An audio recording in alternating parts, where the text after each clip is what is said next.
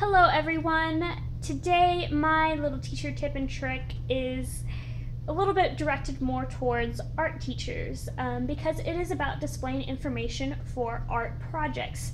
Now this kind of information I'm about to give you could be useful for either test or units, things like that in other subjects. So I'm going to show you my project board and what is on it and kind of what goes along with it. There are a couple other little parts to it. So let's take a look.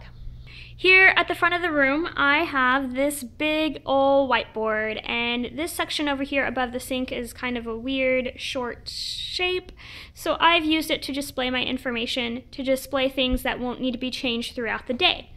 At the beginning here is all of that project information. This is the core area of information. Okay, so in that big board, I have this project section, and this is where I display all of that core information about the project and unit we are working on. In this board, I have a few different categories. And so I have it sorted by rows for Art 1, 2, and 3.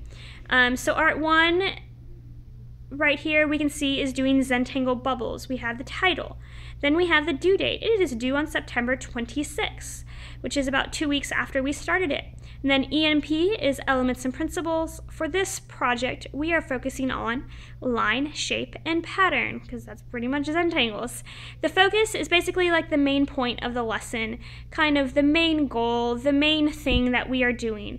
And so that is developing basic drawing techniques. That is kind of the concept, the whole general thing, why we're doing this.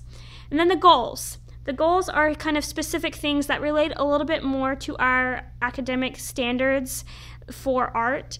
And so our goals for Zentangle bubbles are learn how to properly use a compass, because we're drawing circles. Number 2, apply knowledge of and create neat, detailed art. This is our first more independent creative drawing project I've done with Art 1. So we want to focus on developing how to be neat. That is a core skill in art. And another core skill is goal number 3, show your level of creativity. I use this project to measure with students how well they are able to come up with ideas on their own, how well I can say, okay, do this, and see how far they can take it. And then on the right hand side, the last thing that we have in the project section is an example. Generally, I like to have a physical example that was done by another student in the past, such as this one. Beyond there, I have the information that I change daily, and this relates to the project. This is the end of the day, so I've already erased some of the things that are going to be changed for tomorrow. Every day I write the objective. A lot of days it stays the same, especially if we have a series of work days. This is the 3rd day we've had that same objective because we're trying to accomplish the same thing that day. We're doing the same thing. We're just doing more of it. We need more time for it. And then the next column is the agenda. This is more for me, a little bit less for the kids, but it generally lets them know what we are doing. And then whatever homework they have, which tonight is none because nothing's due on Monday. Normally the only time I would write homework is when a project is due in a couple days and they need to take it home and work on it. And then the last thing is the students warm up. The question, the little task, whatever they're going to have to do at the beginning of class. Now I'll probably speak about it in another video, but generally when students come in, they're required to read and write the objective, to write the homework, and to answer the warm-up. So that is why I put all that information there. So here's another last kind of overview of my information board about projects and project information, all of that there. So hopefully that gave you some ideas. I have found that the system has worked really well for me. The only thing is that because I have 3 different art classes, it's a lot of information to change. So sometimes I'm not changing it until like 7:53 and the kids get here at 7:55. So that's quite a lot, but I'm adjusting. It's still the 4th week of school.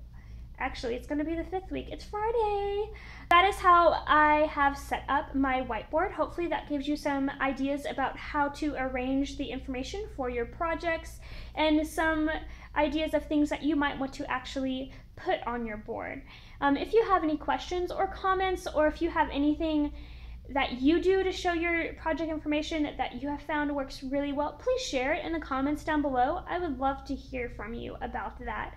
Right in there. Also, don't forget to like up this video if you liked it and want to see more. I love seeing the likes.